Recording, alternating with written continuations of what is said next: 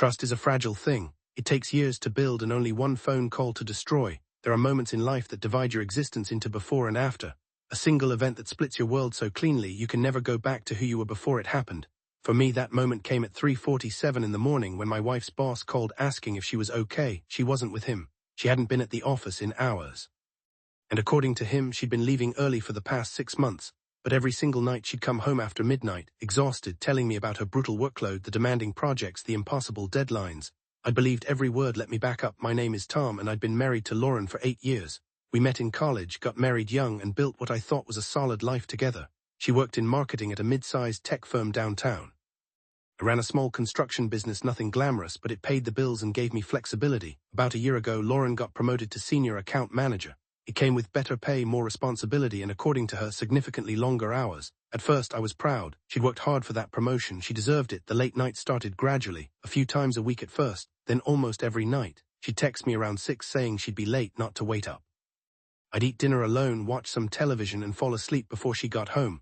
When I'd wake up, she'd be there beside me, and we'd have maybe 20 minutes together before our days started again. I won't lie, it was lonely, but I understood, or at least I thought I did. She was climbing the corporate ladder. This was temporary. We talked about it. She promised that once she got through this busy season, things would go back to normal. Just a few more months, she'd say, kissing me on the forehead before rushing out the door. I promise it'll be worth it. Believed her because I loved her. Because in 8 years she'd never given me a reason not to trust her. The warning signs were there, of course, they always are. I just didn't see them, or maybe I didn't want to. She stopped initiating physical intimacy. When I tried, she was always too tired, too stressed. She became protective of her phone, taking it everywhere, even to the bathroom. She started dressing differently, more makeup, nicer clothes, perfume she'd never worn before.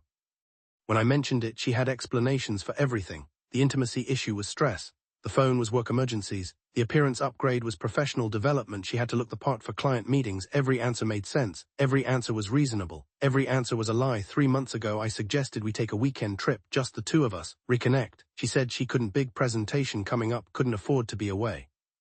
I offered to come to her office with dinner one night, surprise her during one of those long evenings. She shut that down immediately. Too distracting, she said. She needed to focus. I started to feel like I was living with a stranger who occasionally occupied my house. Then came the night that changed everything. It was a Tuesday. Lauren had texted at 7 saying she'd be working until at least 1 in the morning. Big client crisis, all hands on deck, the usual script.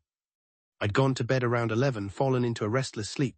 The phone woke me at 3:47 a.m. I fumbled for it in the darkness, seeing an unknown number. For a split second I thought maybe it was Lauren calling from the office line, phone dead or something. Hello, my voice was thick with sleep. Hi, is this Tom, Lauren's husband? A man's voice, professional but concerned. Yes, who's this? This is Greg Patterson, Lauren's supervisor. I'm so sorry to call at this hour, but I'm getting worried.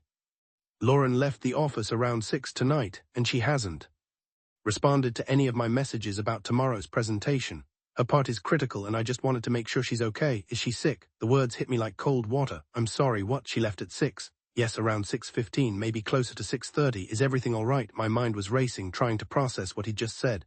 Greg, Lauren told me she was working late tonight, until 1 in the morning. She said there was a client crisis. The silence on the other end lasted maybe 3 seconds, but it felt like an hour. Tom, there's no client crisis, and Lauren hasn't worked past 7 in months. In fact, she's been leaving earlier than most of the team lately. I thought maybe she had evening classes or something, but I didn't want to pry. The room was spinning. I was fully awake now, sitting up in bed, staring at the empty space next to me where my wife should have been. She's not home, I said quietly. She said she was at the office. Another pause. When Greg spoke again, his voice was gentler. I'm really sorry, Tom. I didn't know. I shouldn't have called so late. I'll figure out the presentation thing tomorrow. No, I'm glad you called. Thank you. I hung up and sat there in the darkness, my phone still in my hand, trying to breathe, trying to think, trying not to think. Where was she? If she wasn't at work, where had she been going all these months? All those nights, all those lies, all those times I'd sat alone in our house believing she was grinding away at the office. I looked at my call log.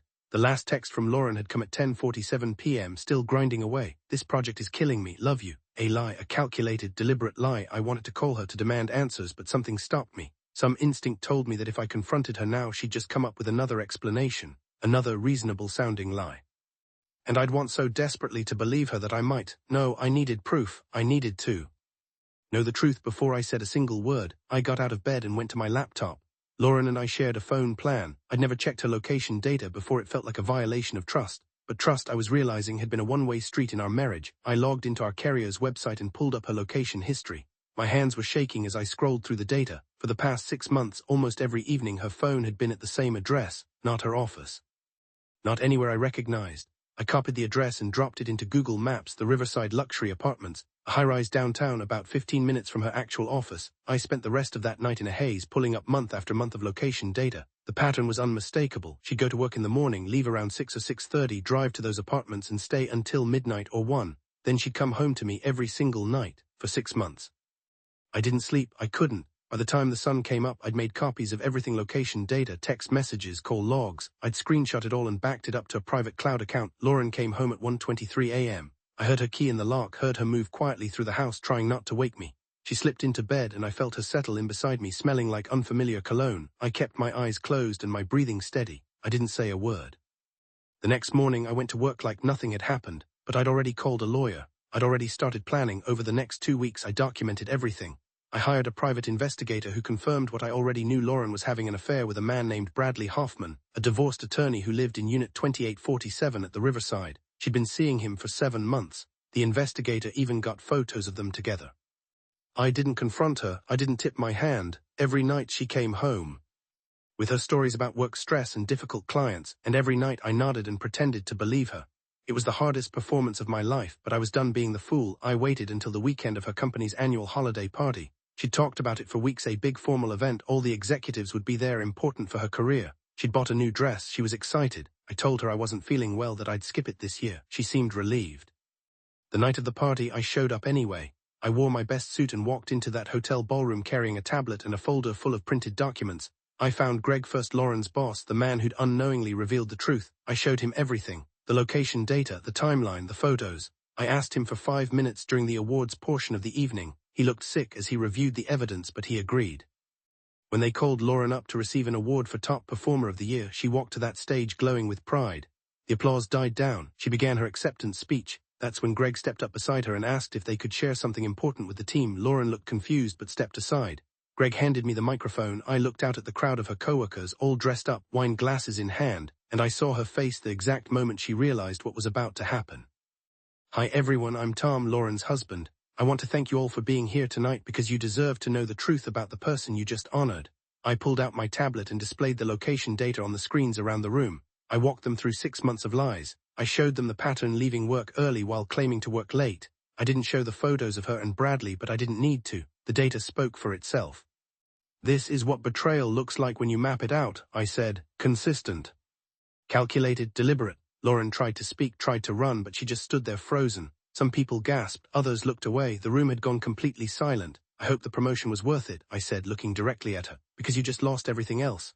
I handed the microphone back to Greg, walked out of that ballroom, and filed for divorce the next morning. The story spread through her company like wildfire. She resigned within a week, couldn't handle the humiliation. Bradley apparently ended things immediately once it became public. She moved back in with her parents. I kept the house, kept my dignity, kept the evidence that made sure she couldn't lie her way out in court. Do I regret how I did it? Sometimes. Public humiliation is a brutal thing, even when it's deserved. But she'd made a fool of me for 6 months, and I wanted her to feel a fraction of what I'd felt. That phone call from Greg saved my life. Not because it revealed the truth I would have found out eventually, but because it came at 3:47 in the morning, when lies are harder to maintain, when the truth has nowhere to hide. Trust is a fragile thing. Once it's broken, you can't unbreak it. You can't go back. You can only decide who you want to be on the other side of the betrayal. I chose to be someone who doesn't accept lies, someone who demands truth, even when it destroys everything I thought I had. Because a life built on lies isn't a life worth keeping, and sometimes the only way forward is to burn it all down and start over.